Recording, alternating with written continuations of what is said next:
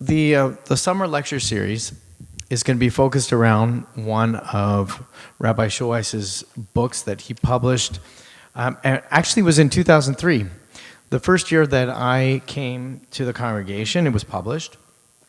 And I remember there used to be a place called Barnes and Noble over at the corner of Havenhurst. Did you ever hear of that place? Yeah. And he had a book signing over there, and I thought, wow, this rabbi is big time. He goes over to the Barnes and Noble, and they have a book. We were in the presence of somebody great. And this is a collection of his essays. How many of you have read the book? Just to scan among us. Put your hand. Have you read the book? Okay, great. So what a fantastic opportunity for us during these few weeks of August to study the book if you haven't read it. And I've had an opportunity to read it several times. You'll see this is my book, and it has several notes from many of the essays which I have studied over the years. And I particularly enjoyed spending time studying the essay which we're going to learn together tonight, which was originally published in 1984 in Moment magazine. And it was published under a different title called Helping Rabbis Be.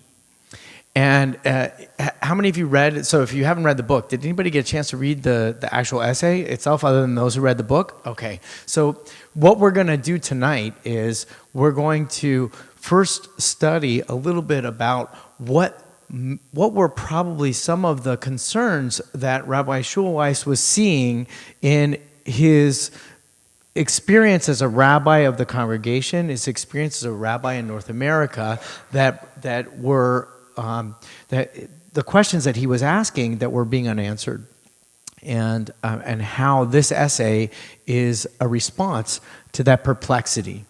And we'll study a little bit about that. And what you have before you as well, again, it's an extensive piece. We are not going to read this tonight, but it is a text that I wanted to draw your attention to because I believe this was the foundation, the formation of the ideas that would eventually become the essay that was written in 1984 in the book that was published in 2003. So we are definitely confronting an essay that has spanned more than 20 years, and an idea that is fermenting pretty much the entirety of his career. We're going to delve into some of the issues. It really does reveal some of the important questions that the rabbi discovered and understood in his lifetime, and we'll explore together what he saw. In many ways, the essays that we read here tonight were prophetic messages, because it was going to take until the year 2000. We're talking about articles that were written in 1979. This isn't an article. This is actually a presentation to the Rabbinical Assembly Convention. And it was the introduction of an organization here called Para-Rabbinics, which Rabbi Schulweiss had started probably within the year that he gave the presentation at the Rabbinical Assembly. It was right around that time that was originated here in the congregation. Para-Rabbinics, which we'll talk about more in a few moments, was an active part of the community for the span of almost 30 years. It's transformed today, and we'll talk about how Para-Rabbinics has evolved into what it's going to be today. So these ideas were expressed in the early 80s, and it took until the year 2000 when the demographer Stephen Cohen, and now the chancellor of the Jewish Theological Seminary, but then professor at Stanford, Arnie Eisen, published a book called The Jew Within. We've probably studied it before. It's a seminal text that you'll hear Rabbi Feinstein teach from, and the concept of the title itself, hi everybody, I know you're here, so come in for a minute and then go. Come in for a minute, and then if you have to leave, you have to leave. And that book in the 2000s was revolutionary. It absolutely confirmed the ideas that were being expressed by Rabbi Schulweiss and I believe his contemporaries some 20 years earlier. There was this gradual move in the North American Jewish community towards a focus on the individual expression of identity, and in particular the individual expression of Judaism. And rabbis who come out of seminaries are taught how to interpret Talmud, how to be arbiters of Jewish law, and how to speak for a community as a collective. And the growing problem that he noticed, which is what we're going to delve into deeply in our study today, was how challenging that proposition has become in a world that focuses on the fulfillment of the self, the realization of the self, and the transformation of self-identity in the 20th century in particular. But even more so in the latter part of the 20th century, in the years that Rabbi Shoice was serving this congregation, and even I myself was finishing my own rabbinic studies and now serving in the communities today, have come to realize the full expression of ultimately what we'll call, I guess, the sovereign self, which is the term that Cohen and Eisen identify as the Jewish mentality of the final years of the 20th century and the beginning of the 21st century. The idea that the world is focused on the fulfillment of an individual's identity, an individual's quest for meaning, and that institutional structures, including the synagogue, including all kinds of institutional structures, medical facilities, and business organizations are so focused, educational organizations, they're all focused on this sovereign self. It is more than just an expression of whim. It's not somebody saying, I would like to be able to do something more for myself. It has become a part of the culture. It's a way that the culture expresses itself.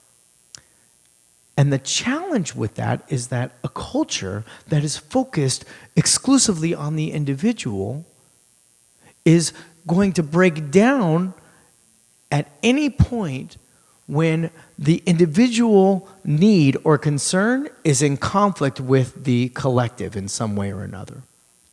And that tension between individual and collective animates every program, animates every initiative, it animates every ritual moment, it animates every relationship, potential relationship that we cultivate in our world today, because it is a cultural experience. Our children are brought into the world where this is the milieu from which they experience life. The fact that we live in a world in which we are plugged in, it seems like into the world, but it is our individuals that go there. By the way, that's my dog. So, speaking of individuals, that's my dog. Right? Wow. We are experiencing the full expression of the individual. I want to contend, and I think that the essay that we read tonight, and I think the study that needs to take place is that, if you will, the pendulum is swinging the other way. My optimism is that we are witnessing the flowering, the blossoming of our time, in which there is a renewed sense of accountability and responsibility to the collective, because we are now a part of a global society, because the technology has opened up our eyes and opened up our hearts to the possibility of embracing the entire world around us. The individual quest for meaning is my hope. This is my vision, is only going to find its satisfaction in the expression of collective will. And I think we're beginning to see like I said, the sprouts, the flowering of that possibility. So what's amazing is what I think about what we're reading here. And one thing that God, I wish Rabbi Shoice was here so I could ask him all the questions about this article. I really wanted to know what it was like to give this speech in front of the rabbinical assembly. Malka, did he tell you? All right, so you'll come back later. He did tell you.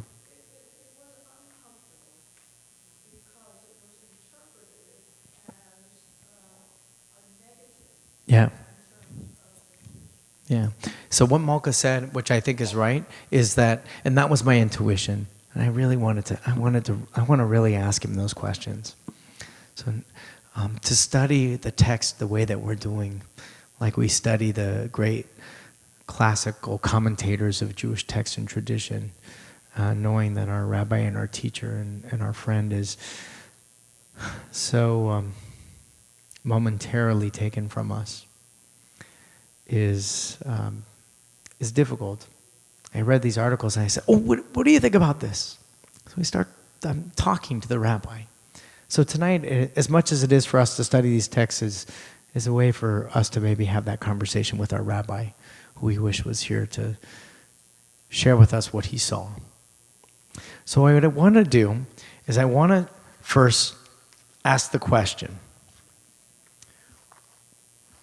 what motivated the rabbi to write a piece called Riteless, Passages, and Passageless Rites? And in order for us to get a full understanding of this, we're going to take a journey through some of the text for a few minutes, okay? I want you to turn first with me to the bottom of page 179 in the book. You need to read what I'm reading here, because this is what he was reading as well. On page 179 in the book, Riteless Passages and Passageless Rites, Rabbi Schulweis quotes a central passage, and it's not just a line or two, it's a very significant paragraph from the philosophic work called More Nevuchim, The Guide for the Perplexed by Moshe ben Maimonides. So let's read it for a moment so you get a feel. It's not an easy text, so I'll unpack it for us. Whatever the law teaches, whether it be of an intellectual, a moral, or a practical character, it is founded on that which is the rule and not the exception. It ignores the injury that might be caused to a single person through a certain maxim or a certain divine precept. We could just spend an hour on that. Okay, this is Moses Maimonides, writing back in the 12th and 13th century. So he says, whatever a law is, don't speed through a red light. Okay? It's based on a rule and it's not an exception. Laws are not exceptional. Laws are there to define codes of behavior. Now, we certainly know in our time there's plenty of codes of law where we're sitting with jurists in our midst and we know about the exceptions in many cases, but in general, law, especially according to Maimonides, is written there to define the ways that people behave. And it doesn't take notice of harm that it may cause a particular individual in order to satisfy the rule of the law. In other words, somebody may need to speed through that red light in order to get to the hospital because his wife is giving birth. Did he break the law? Yeah. Should he have broken the law? Yeah, you bet. I'm sure his wife was telling him, you better break that law. You better speed through that light and get me to the hospital. So, do you see how, the law is, don't speed through a red light. And even though a person may receive significant harm by breaking that law or by following it, that is not to be considered because the principle of not speeding through a red light that's the rule. Okay? That's what he says. Let's keep going because it gets better and boy, it gets more difficult. For the law is a divine institution, and in order to understand its operation, turn the page, we must consider how in nature the various forces produce benefits which are general, but in some solitary cases they also cause injury. So Maimonides is playing with the limits of the law. He's trying to understand, well, if a law sort of reaches a limit in some way or another, and the exception might cause harm or injury to another person, well, then is it a good law? So Maimonides is going to try to say we need to look past that, because that's what Judaism does. It creates laws despite the individual harm that may be caused as a result. We must consequently not be surprised when we find that the object of the law does not fully appear in every individual. There must naturally be people who are not perfected by the instruction of the law, just as there are beings who do not receive from the specific forms in nature all that they require. Okay? So what does he say? It's not that, everybody gets the rule. What is he saying? This is Rambam. We're not going to study Rambam, but we're just studying Rabbi Schulweis, and we're trying to understand where's his mind. And if you want to know, if you want to know Rabbi Schulweis is, he's swimming around in this stuff, and then he's going to create something amazing and beautiful out of this. So basically, what does he say here? He says, not everybody gets this, right? Because people speed through red lights all the time, and then that's why you have, at least in our day and age, you have law enforcement who need to meet their quota of writing tickets. So on a Tuesday morning at the beginning of the month, they might be right at that corner. I'm not saying that this is a specific example or anything and get you for running through that red light. Okay? From this consideration, it also follows that the laws cannot, like medicine, vary according to the different conditions of persons and times. This is important. While the cure of a person depends on his particular constitution at the particular time, the divine guidance contained in the law must be certain and general, although it may be effective in some cases and ineffective in others. So now what he's done, Maimonides, has moved the interpretation of law to the application of medicine. So think about a person who is suffering from cancer, and they're given chemotherapy. Chemotherapy is not there for that particular person. It's there for that particular cancer, which is part of the person's body. And what makes that person more likely to be healed by the chemotherapy is their constitution and also the effectiveness of the medicine. It's not that they're more moral. It's not that they have special qualities. It's random. That's what he seems to be saying. And then, if the law depended on varying conditions of man, it would be imperfect in its totality, each precept being left indefinite. For this reason, it would not be right to make the fundamental principles of the law dependent on a certain time or a certain place. On the contrary, the statutes and judgments must be definite, unconditional, and general, in accordance with the divine words. And he gives a quotation from the Torah. As for the congregation, one ordination shall be for you, and for the stranger, they are intended for all persons and all times. So what Maimonides is saying here in short is, don't worry, we're not going to have a quiz on Maimonides. But what Maimonides is saying here in short is the individual concern, while seems important, is not only inferior to the general or the collective will of the law, but like medicine that is given to people, it is that of an individual who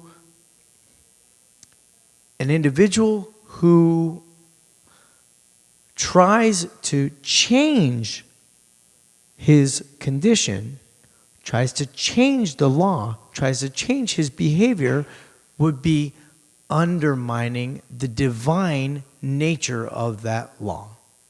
Meaning, the collective law that was given by God as divine is for everybody, and no matter what the individual needs, are or present themselves to be, they are inferior or they are insignificant to that general rule. Does that make sense? That's actually pretty simple, right? The collective rule is the rule for everybody. The individual does not have a say in the matter. Make sense? Now we have a problem. We have a problem because we live in a time in which the individual is expressing him or herself, and however his or her identity is meaningful to him, that seems to be the rule of the day. That's the culture of the day. So Rabbi Schulweis writes in his article a response. On page 180, if you want to follow along, he says, in this formulation, the fate of the individual is secondary to the judgment of the law.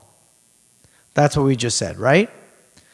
The fate of the individual is secondary to the judgment of the law. Page 180. It's right after what he said in the book, yeah. Only 180. In the traditionalist society, where obligations and practices of the rules and customs are natural, the analogy between law and nature seems more convincing. I'll read it again. In the traditionalist society, where obligations and the practice of rules and customs are natural, right? In an orthodox society, if you will, and people who are adherent to law, the analogy between law and nature seems more convincing. It's not only natural that the law speaks for everybody, because that's what it's supposed to be. But, Rabbi Schulweis says, but that is quite remote from the world of the Jew of modernity, who will not submit his lot to the generality of the law or consent to suffer injury because of the law. So what the rabbi sees, what people are beginning to see in the latter part of the 20th century is that even though the rules say you should keep kosher, and keeping kosher, if you don't keep kosher, you're going to be excised from the community. You're going to be kicked out from the community.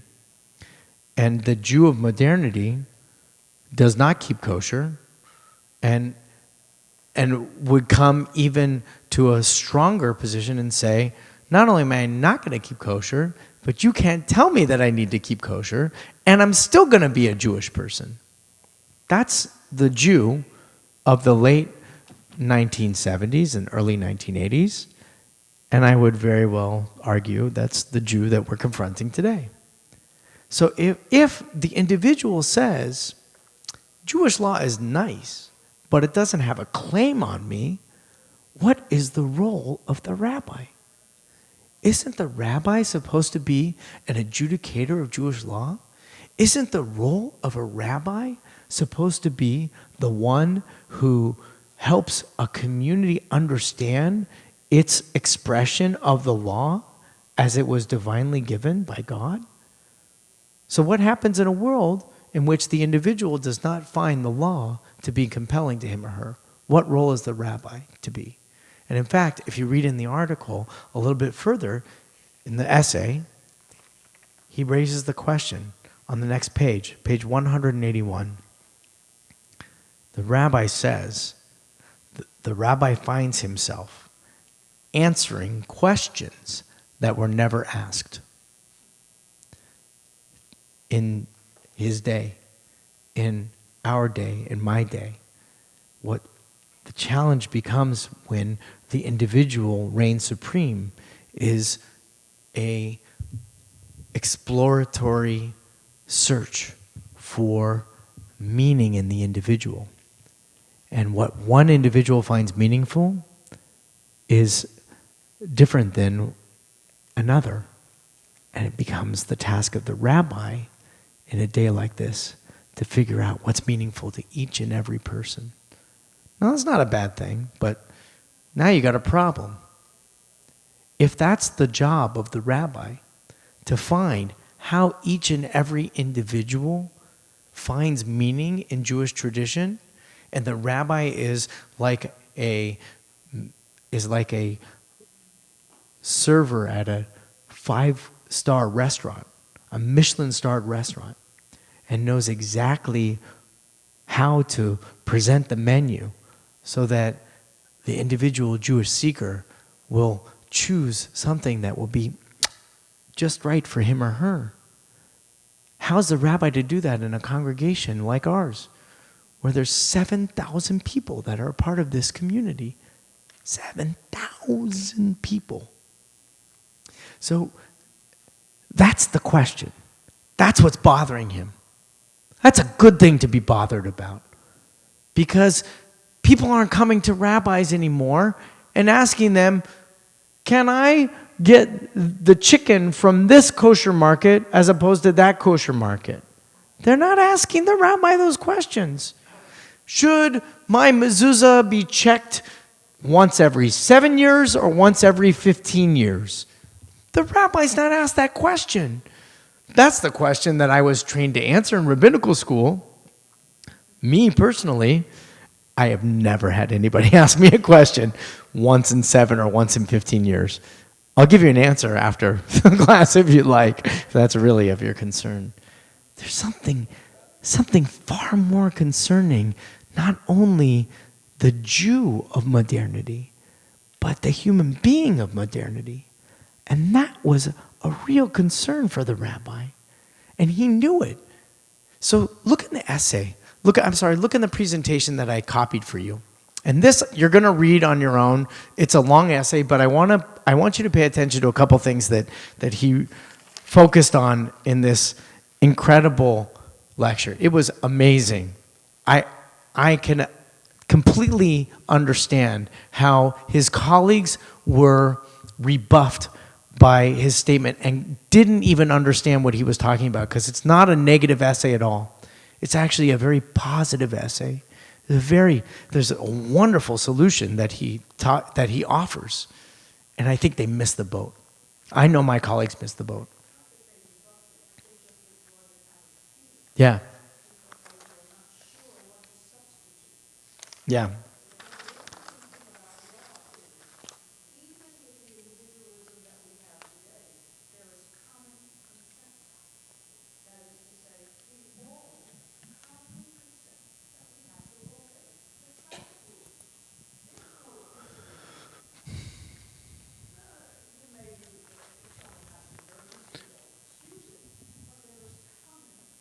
Thank you. So, and with much respect, the reason why I'm looking at Malka, because I know that part of our understanding when we're reading a text like this, and what I think we're trying to do, and what is really a gift for all of us, is to try and understand what was the condition in which these ideas were being presented, and the idea that there was a lot of fear about these ideas.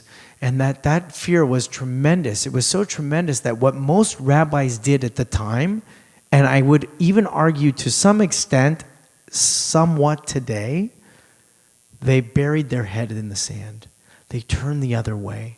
They refused to admit that the Jews that are sitting before them are Jews who place as an ideal a primacy in their lives, the expression of the self, more than the expression of the collective. Now, I want you to go into this for us for a moment, okay? And flip to the second to last page. It's under the heading where it says Contemporary Psychologists. And I just want you to know, here's what we're going to do. We have 3 things to accomplish. One is, what was in the mind of the rabbi at the time?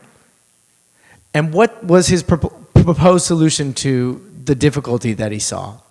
That's what we're going to present. 2, we're going to talk a little bit about what has happened since then and what have been the inherent challenges in the idea itself.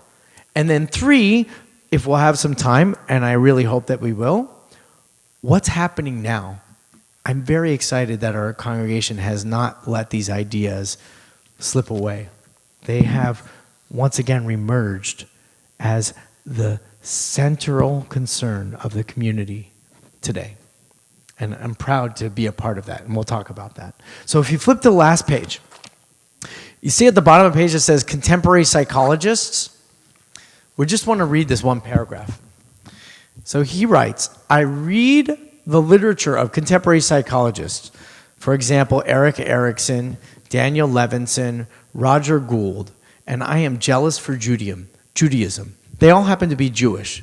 There's no mistake at the psychologists that he chose. They all have Jewish upbringing. For it is they, the, quote, secularists, end quote, who in dealing with the life cycle wrestle with the spiritual and moral, quote, virtues of the growing self. It is they who discuss the need for basic trust, the balanced self, fidelity and ideological commitment, generativity and altruistic concern.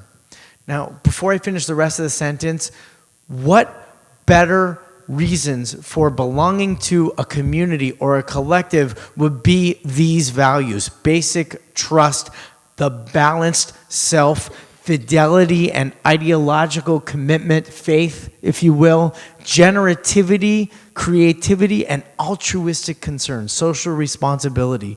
That's what a community is all about. And what he's saying in 1979 in this document is that the only people who are concerned about it are the psychologists. And the Jewish psychologists, the only way that they could be concerned about it was to leave Judaism and to talk about the self. And the rabbi is saying that is not tenable for him as a leader of the Jewish people. So he continues. And he says, it is they who deal with the passages, turnings, crisis of the journey. It is they who are the physicians of the soul. And I, who have become a master of customs and ceremonies, it is I who am relegated to the role of a ritual functionary along with the caterer, florist, photographer, and leader of the band. Wow. Okay? He has an answer for us. He has an answer for us, but this is the world that we're inhabiting for a moment. So just a couple more things, and then if you want to make a comment. The title of the essay that makes its way into the book is called Riteless Passages and Passageless Rites. And before we come up with his proposed solution, what we're trying to do is identify what are the concerns.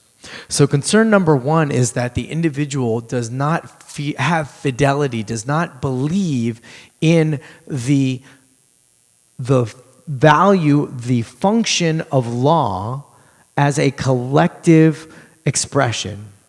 If the individual does not feel a sense of responsibility to the law, as long as it doesn't cause injury to him or her, he or she will not follow the law. So, like our red light example, he may slide through the stop sign, a California stop, I believe they call it, right? Because, you know what? No harm, no foul. That's the mindset of the individual of the latter half of the 20th century. That's one. The second thing is the people who are talking about the self aren't inside the synagogue. They're outside the synagogue. They've left the Jewish world, and they're the psychologists. And what they're doing is they're grappling with the question. And they're grappling with the question is helping the self be identified in the world around him, to be balanced, to have creativity, to have faith and ideological commitment. That's the nature of the self that the psychologist is trying to help. And the synagogue is silent.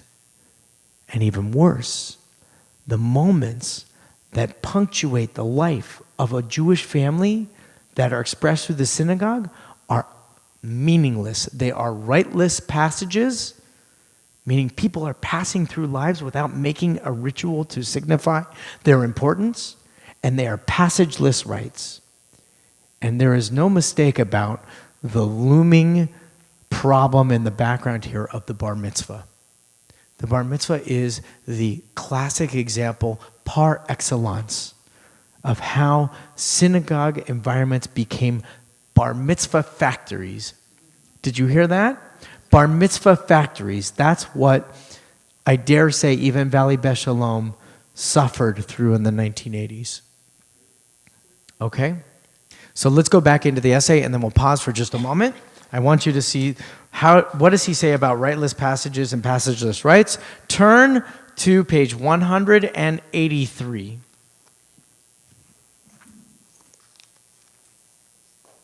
On page 183, up at the top of the page. First, he says, if the schism, which is this split between ritual and the feeling of the experience of meaning through the passage of life, is split in modernity. So if that schism is to be overcome, if we are going to, if you read the previous, we'll just go back, maybe go back to the bottom of page 182. The split between rite and passage is symptomatic of the split between tradition and modernity, between the public agenda of tradition and the private agenda of the modern individual. Hear that? Tradition and modernity is split between the public agenda of tradition and the private agenda of the modern individual. Meaning, we'll go to Rosh Hashanah services and we'll endure the rabbi speaking for a really long time and the choir singing. We don't love the choir so much. We don't love all that Hebrew. We don't understand it. But it's important for us to be a part of the we're going to endure it. Because privately, I feel a sense of meaning in the Rosh Hashanah high holiday time. So he says, but that's a schism. Because you're basically, you're subverting your feelings when you're supposed to be present, fully present as a human being in the expression of your identity in the synagogue. You have to pretend to be Jewish. And he says that's a schism. So the schism to be overcome, and then must be put to the view that tradition and modernity are hard disjunctives requiring either or choices. What a beautiful statement. Tradition and modernity are at odds with each other. And if you know anything about Judaism, conservative Judaism in particular, conservative Judaism's motto is positive historical Judaism. It is tradition and change. It's what makes conservative Judaism great. We respect the past, but we embrace modernity. There is no either or there, but that's sometimes how it's perceived. Oh, I can't pray like they used to pray in Rosh Hashanah. That's how my father used to pray. I used to belong to an Orthodox synagogue. We went to Orthodox synagogues growing up, but I can't belong to an Orthodox synagogue. I'm not religious enough, but I'm going to go to Valley Beth Shalom. They're really nice there. And at Valley Beth Shalom, they're going to, all right, there's going to be Hebrew. I'm going to allow the Hebrew to happen because I feel something there, but I'm still split. And the rabbi's telling us we can't be split. We have to figure out a way that tradition and modernity speak together. That's the challenge. All right, so you got the three? These are the three.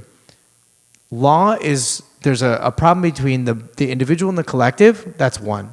Two, the only people who are really addressing the issue of helping the self become a part of the modern world and not fearfully putting their head in the sand and hiding from the fact that they can no longer create a collective out of individual beings are the psychologists. And the third one is that the synagogue has to be a place where tradition and modernity come together. Did you want to say something? Are you okay?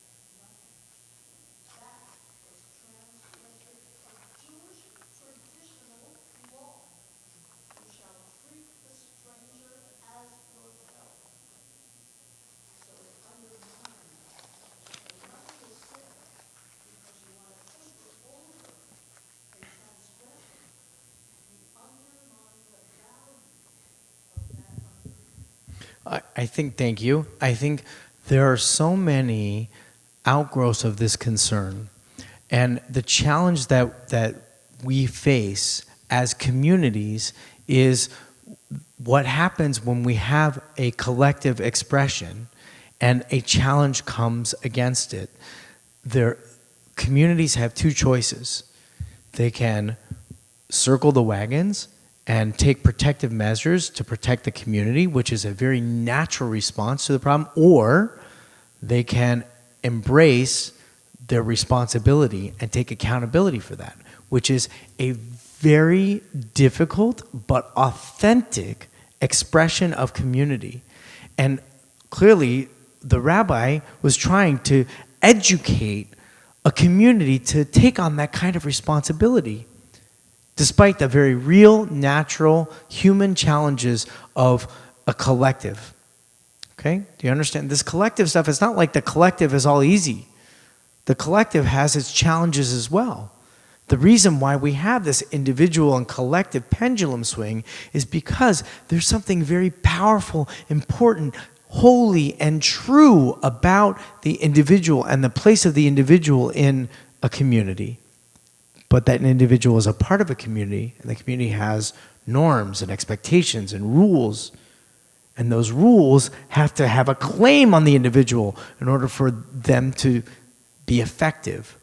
And when those claims are challenged, the community could potentially dissolve. So sometimes what traditional communities do, Orthodox communities, they sort of circle the wagons. Welcome to 21st century, where some of those wagons are actually opening up to some of the things that have plagued the 20th century and modern Orthodoxy. The role of women, the role of egalitarianism and autonomy of all its adherents, the questions of homosexuality. Yeah, I'm sorry? Yeah, gender issues. It's fantastic. Yeah, we're going to keep on going.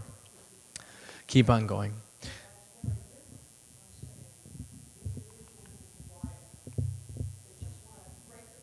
Right.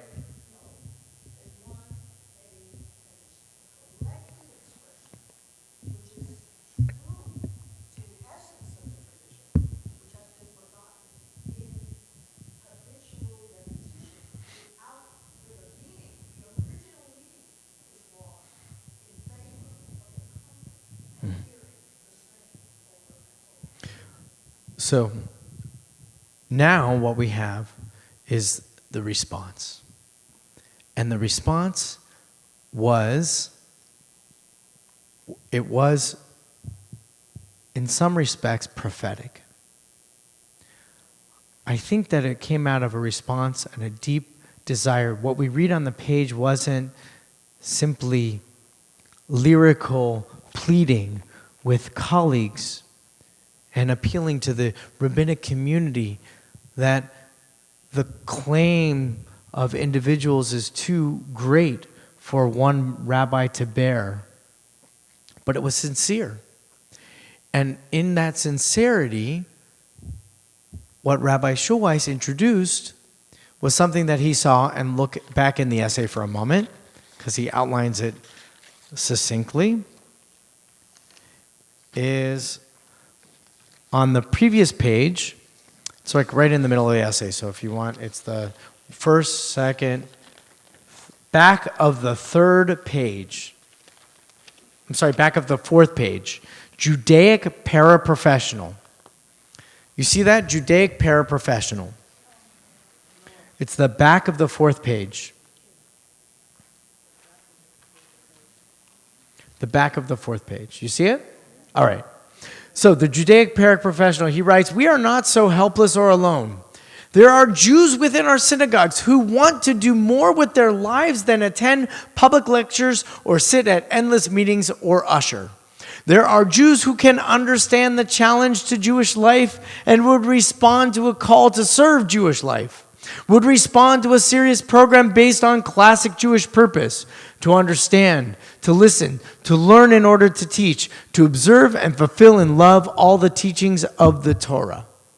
I propose for consideration a program which each of us can undertake individually or in partnership with other colleagues for the training of Judaic paraprofessionals.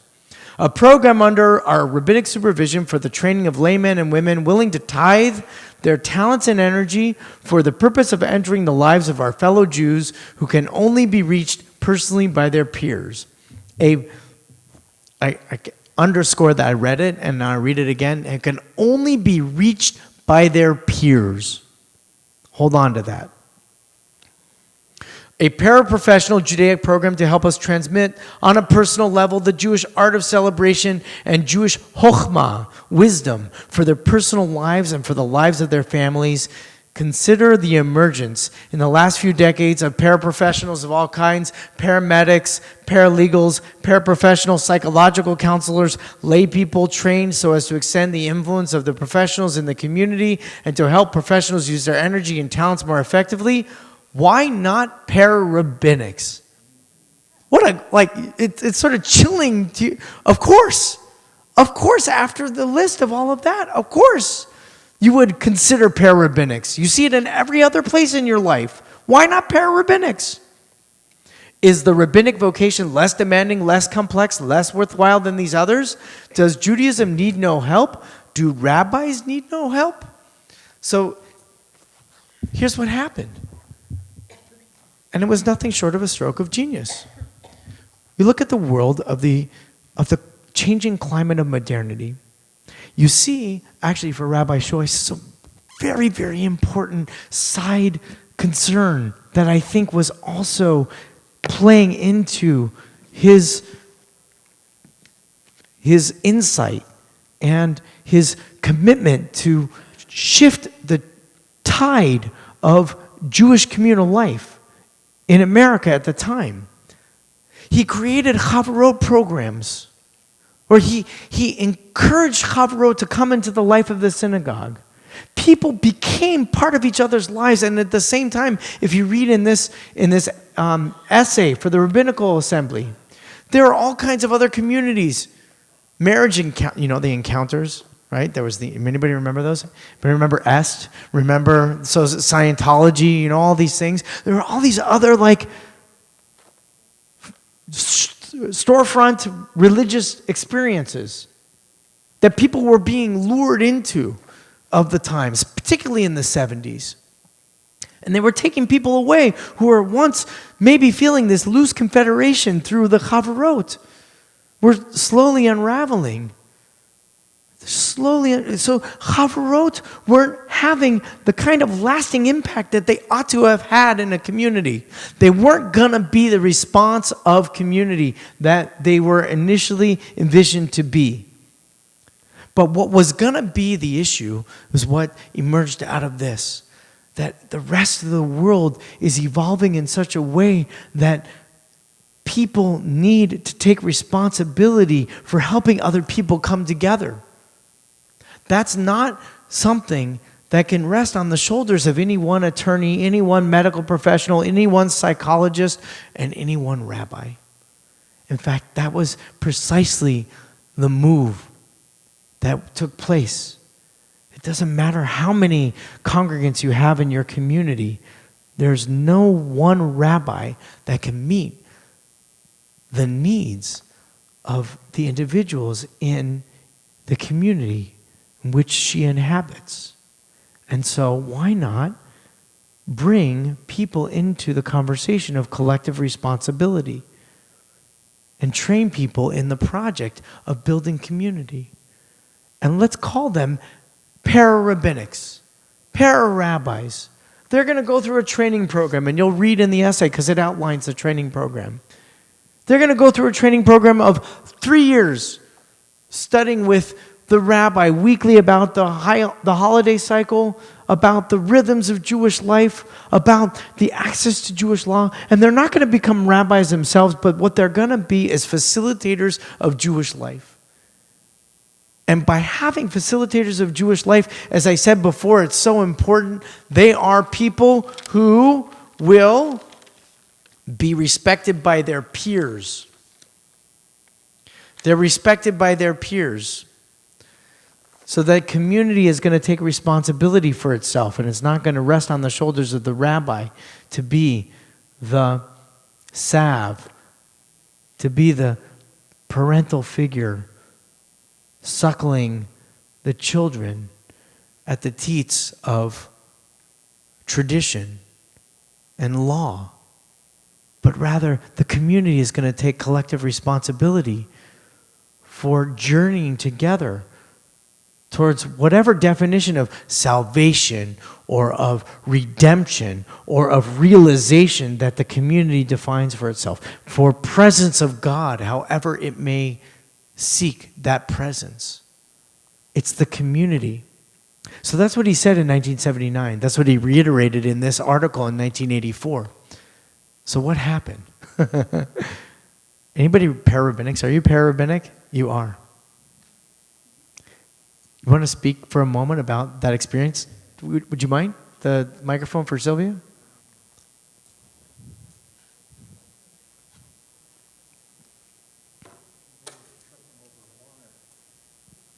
Yeah, be careful. Okay. I was in the first para-rabbinic class. I think there were about 20 of us that were selected to fulfill this role. And I was there when he gave this talk about that. And I'll never forget a comment of another rabbi in the community. Because as we know, it takes a very special rabbi to create a program like this. One who feels very secure in giving some pieces of his responsibility away to lay people. And the comment made by this other rabbi was, well, let him try it. If it works, then I'll do it. So, that was actually probably pretty optimistic, I bet. Yeah? Right. Most of them were saying, it'll never work. right. So we went through a 3-year course of study, all feeling extremely privileged to this opportunity to study with Rabbi Schulweis and to study with fellow congregants, some of which we knew and some we didn't, and to get involved in the lives of our fellow congregants. For those who we made contact with, they were so appreciative and so impressed because we were doing it as fellow congregants. This wasn't our job. We weren't the professionals, and it wasn't our role. It wasn't expected of us to come and step in if there was a crisis, if there was, and there were different opportunities we had. We didn't have to do it. We did it because we wanted to. So if someone showed up for a Shiva minyan, or someone was there when a baby was named, or there was a family that had an intermarriage, or any other opportunity, and you got a call from a fellow congregant who had now taken a 3-year course of study and was prepared to help. And of course, if we didn't have the answers, we still had the rabbi to go to who could help us find a way to deal most responsibly. It was really a very magical period for many of us. And the program continued for many. I think there were 3 other classes that took place after that. Yeah. But it impacted not only the congregant's life, but the para-rabbinic's life, because we had an opportunity, my I would say, stellar opportunity. I had a dear friend who passed away. It was very important to her family that a woman conduct the Shiva Minyan. And if not for me having taken this training, I would not have been able to do it.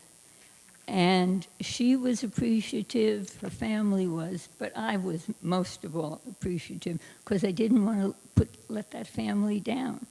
And now I had a skill that I had developed. Although my particular role dealt with Jews by choice and families that had intermarried. Mm-hmm. And programs were developed based around people's particular skills. So it was really wonderful. Thank you very much. So we have it in our midst. You're kind of like a museum artifact of para-rabbinic. A very youthful and might I add, extremely good-looking artifact at that. Who went on to become our first president of the congregation. Hear that? Yeah, who went on to become the first female president of our congregation. That's right. So, yes, Myra, quickly, yes. Yes, Rabbi Hoffman, both Wally and I are para-rabbinics. We took classes. I'm sure it was Rabbi Schulweiss's idea that it became part of the United Synagogue program when we were at Congregation Beth Kodesh under the leadership of Rabbi Shochet.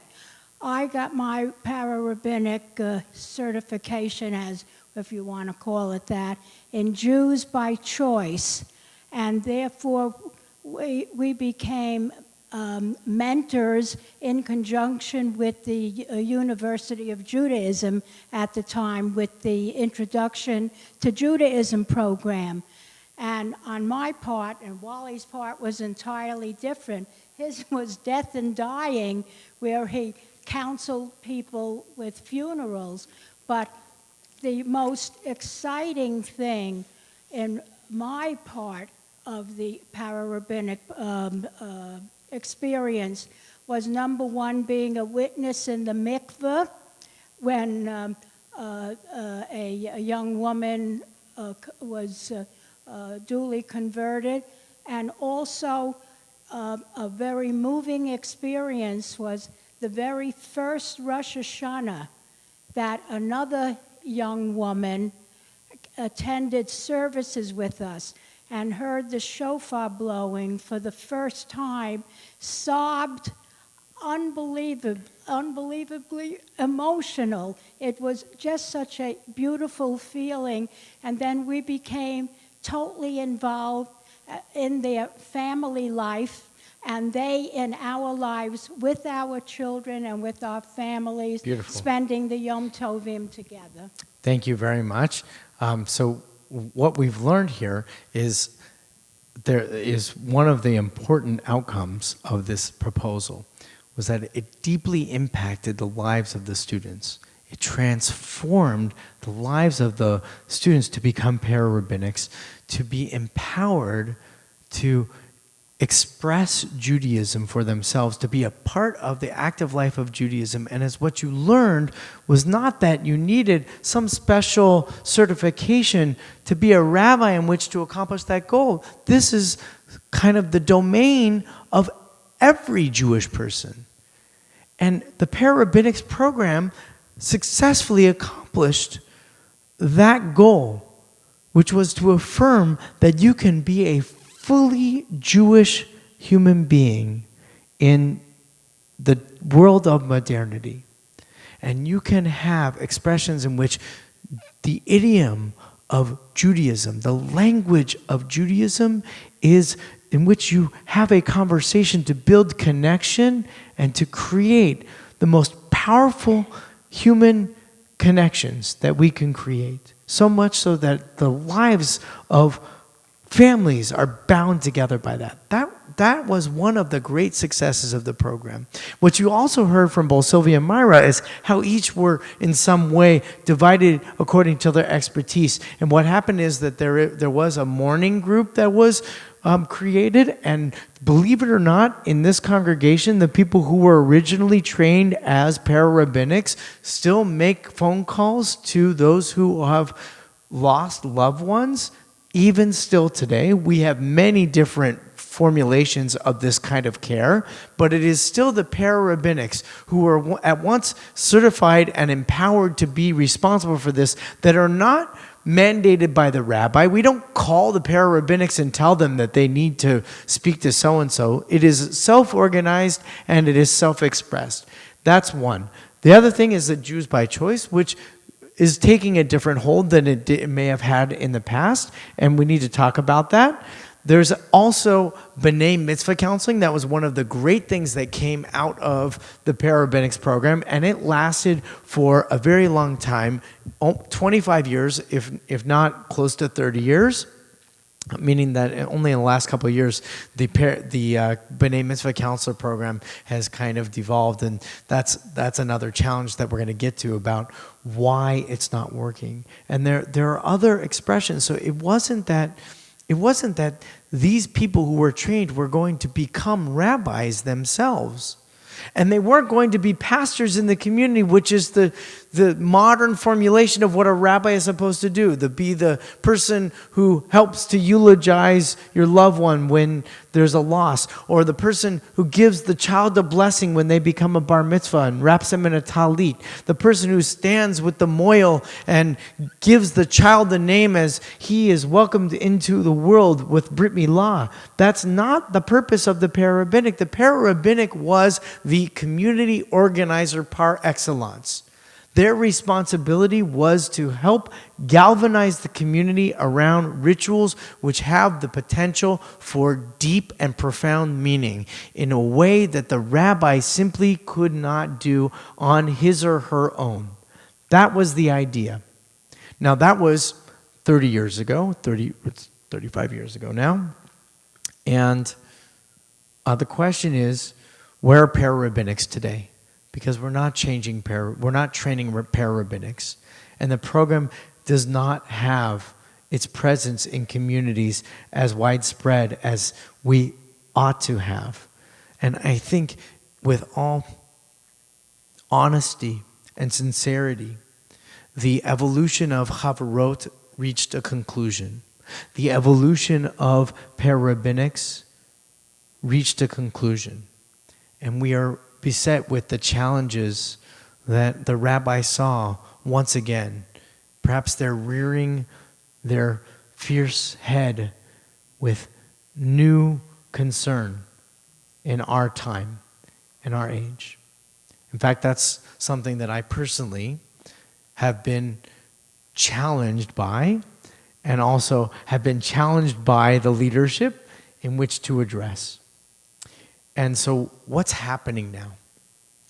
There aren't para-rabbinics, but there is an attempt to take the foundations of what you read in these essays and to translate them into a modern conversation, a contemporary conversation with young people who can serve in the capacity of mentors, which is not the use of para-rabbinics. It's kind of a term that doesn't quite have its cachet as it used to.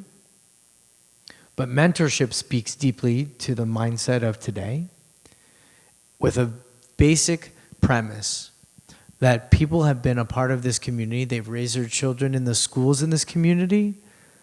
They've witnessed life cycle in this community, b'nai mitzvah, baby namings, maybe the death of a parent, or God forbid, another close family member.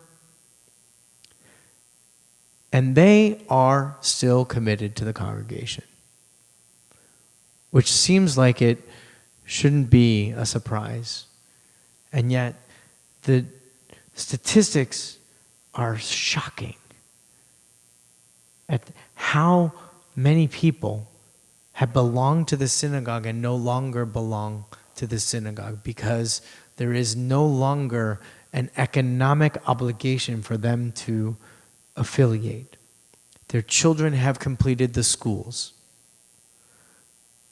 They do not foresee the need for a rabbi to officiate at any of their life cycle events.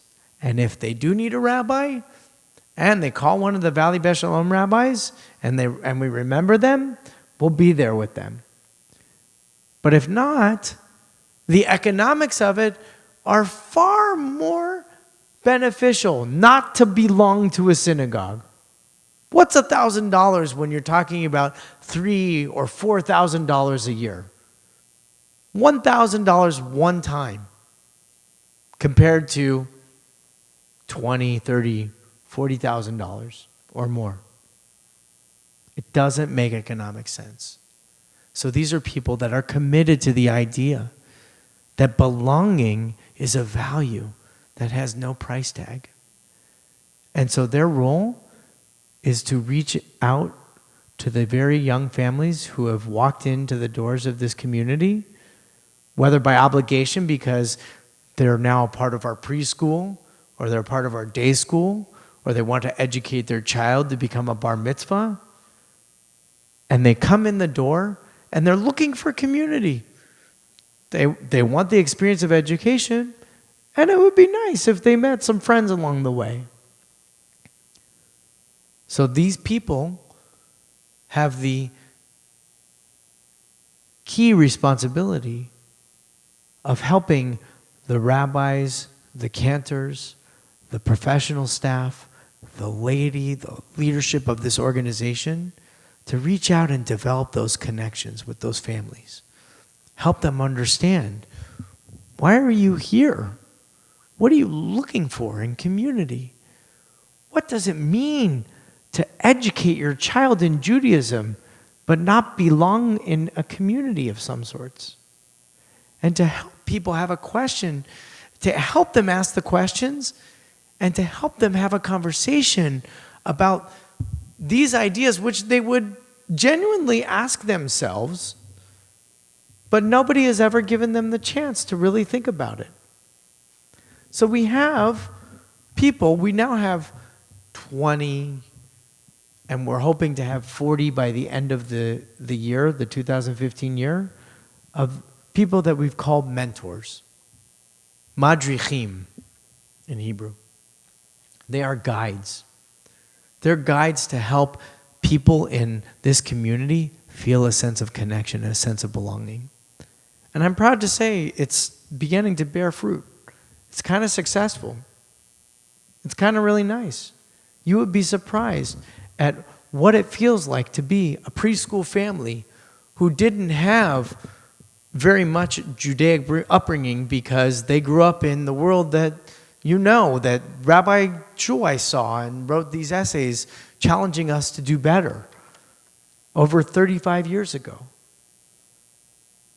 They saw that they belonged to a synagogue, they went to the high holiday services, they had a bar mitzvah, but they really don't know, as was one thing that was said in the article, with embarrassment, which comes first, kiddush or motzi or lighting the Shabbat candles.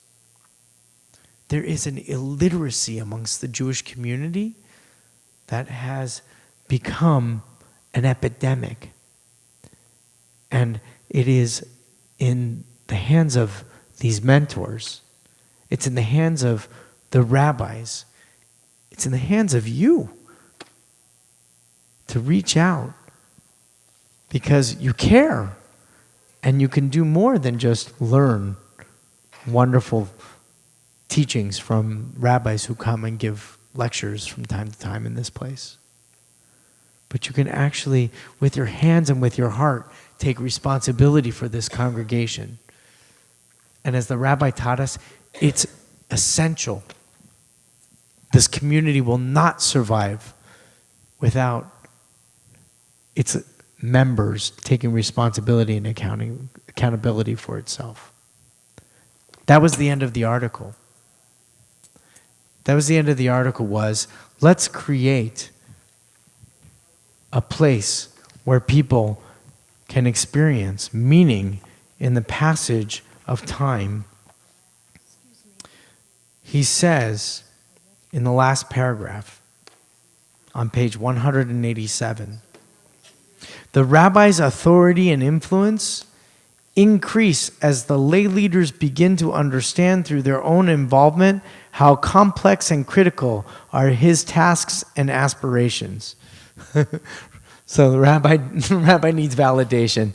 It's really hard work being a rabbi, isn't it? It sure is. And then he says, the counselors do not replace the rabbi. They extend his scope and influence. The lowering of the mechitza, the partition between seminary, synagogue, and individual, is imperative in our times. To do so, mediating structures and the training of mediating religious leaders must be placed high on the agenda. The relevance and credibility of the Torah, which make wise the simple and restores the soul, is a correlate of the new collegiality between professional lay Jewry that reaches into the lives of individual Jews where they are. In other words, the schism between tradition and modernity is secondary to the most dangerous schism that he saw. The schism between rabbi and congregant, between rabbi and lay leader, that somehow we have evolved to think that the position of the rabbi is nothing short of divinity, and that it's the rabbi's responsibility to solve the problems of the community, nay, of the world. That challenge is simply untenable. So if it is to be that we as a sacred community will journey on this path towards meaning together, then it must be with the voices and with the hands, with the heart, and with the inspiration of each and every individual coming together and sharing in the collective responsibility of reaching that goal. That is a very powerful idea. It's a very challenging idea. We like our leaders, and yet rabbis, according to this rabbi, are not meant to be put on pedestals, but are most effective when they share the responsibility of making sacred community together. That's what the rabbi wrote about in 1984. That's what the rabbi wrote about in 1979. That's what we read about tonight, and hopefully will introduce you into the many conversations about contemporary Jewish life that you will discover in the 4 weeks that we'll be learning Rabbi Schulweiss's book together. So thank you for sharing the learning with me. Take some comments or responses to that. I saw Doug. You okay? You got something? I'm going to give him the mic. Before we finish, though, I would just like to remind everyone to please bring your books with you for the next 3 weeks, because the speakers will be referring to them. Great.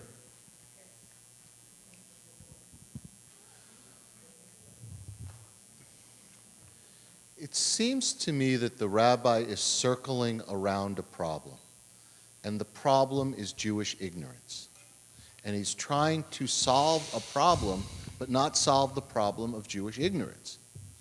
And it's a macro problem that it's really a problem at the communal level, but it only has a micro solution. You really can't be steeped in Yiddishkeit and understand that stuff if it's not reinforced at the home. And so setting these mentors up, that's wonderful. I mean, that's the whole program like that my kids do at camp. My kids, as counselors at Ramah, are these mentors to these 10th graders, to these 7th graders, whatever grades they have. That's what they do at camp. And the rabbi there is he doesn't have the direct interaction with the campers. My children as counselors do. But I worry about that because he's never made the demand to have an educated congregation.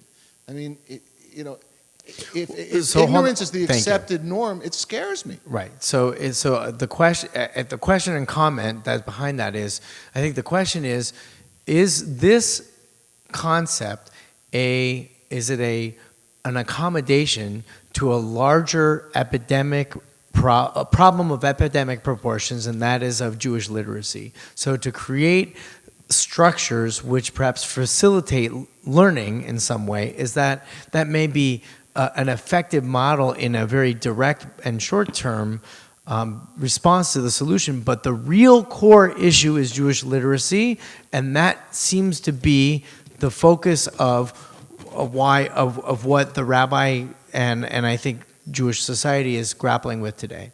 So here's the thing. So again, I wish that I was able to understand the breadth of understanding of the rabbi to speak on his behalf, but I know from my own experience what it is that we're trying to understand here. And what we're trying to understand here is that you don't have an ignorant community. On the contrary, you have a highly educated, highly professional, highly creative community who takes life seriously. And when it comes to the expression of Judaism, there is an utter inadequacy of expressing that seriousness. So what you have are very educated individuals who will use the language about Judaism as a way to express knowledge of Judaism, which is to say, hold on, and I'll respond, and I want to hear what you have to say, which is to say, we can talk about the problems of the Jewish community and why we have this schism between individual and collective issues, for example, or why we're concerned about the deal in Iran because we're concerned about the political ramifications of the state of Israel. These are things that we can get our heads around. But if we're going to talk about the things that concern Jews and the Jewish mindset, then we're going to have to re-educate an entire community about Judaism. And that is indeed a challenge, maybe an insurmountable challenge at this particular time from what we see. And the rabbi identified it by pointing out, but he actually has he sort of like argues against it. He argues against Maimonides, and he says it was the narrowness of Maimonides saying that the law is the only expression of the general principle that brought us to this place and time. So what I think he would like for us to do is to find, very much in the mindset of his teacher, is to find how does Judaism evolve as a civilization, to use Mordechai Kaplan's words. How does Judaism evolve from its current position so that it can claim a sense of authenticity with tradition? And the way that he saw that happening was by activating people in the conversation. And he tried that with Chavarot, and he tried it with para-rabbinics, and he tried it with Jews by choice. And now it's our task to pick up Chavarot, and to pick up para-rabbinics, and to pick up Jews by choice. And if we can follow those paths, we will be able to respond to the need that he saw. Are we going to be able to create a totally educated Jewish community? That is impossible. It is impossible in North America. It's impossible in Israel. But we can create an authentic Jewish community. That's what I think that he would say. I think that's the work that we need to do. And I think that putting all of that responsibility on the rabbi is a recipe for failure. And so the idea is that we have to empower each other in order to accomplish that goal. That's what I think para-rabbinics accomplished. I get that. I mean, you talk about the educated congregant. But what you're talking about is that educated congregant, for the most part, has stopped his Jewish education at age 13. And so tell me anything that you knew at age 13 that applies in your life now. I even understand baseball better in my adulthood. Well, I think, so here's the thing. Yes, and I think what we're dealing with here is there are far more educated Jews than we give ourselves credit for. And our problem is because we have been stuck, we've been selling ourselves short based on the failure of an educational system from a generation gone by. We have overlooked a whole generation of people who did grow up with Yiddishkeit, or who have actively and willfully made Yiddishkeit a part of their sense of being, and we don't have an environment for them to express it. That's the challenge. So we need to create the environment for that to be expressed, and let's do that first. I hope so. I will tell you this. I get asked rabbinic-type questions in my circle of friends. And I have to tell you, if you've ever heard the quote from Erasmus, "In the land of the blind, the one-eyed man is king." And so I would like to empower you to become a mentor, and I would love to, after some time with education, the best thing that comes out of this is that to truly learn something is to be able to teach to another. We're there. Okay. Rabbi, Oh, you mentioned Duff. the word authentic Jewish community. What do you mean? Okay. The question is, I mentioned authentic Jewish community. What did I mean? In the context of what we've been discussing tonight, I will, in the words of Rabbi Schulweis, it is the breakdown of that schism between tradition and modernity. Authentic Jewish community means tradition and modernity. Authentic Jewish community also means rabbi and congregant.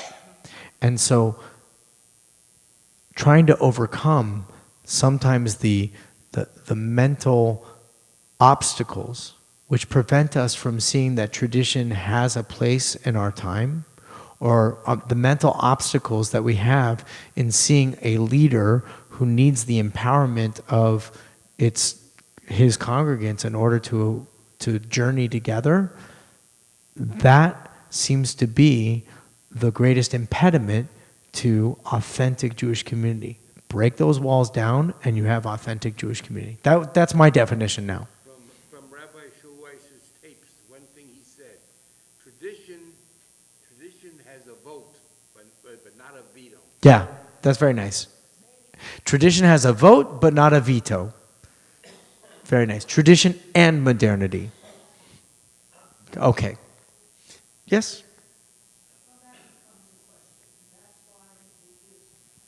Use of the term godliness is so useful because it enables a transition from a supernatural conception of God, which most moderns do not hold, which allows us nevertheless to maintain the sanctity of the values which we hold. Very nice, thank you. And to take it to another level for another conversation, what's wonderful about learning from this rabbi is that this wasn't only this is not a monochromatic concern, and that there was an entire conception, including the language that we use to understand divinity.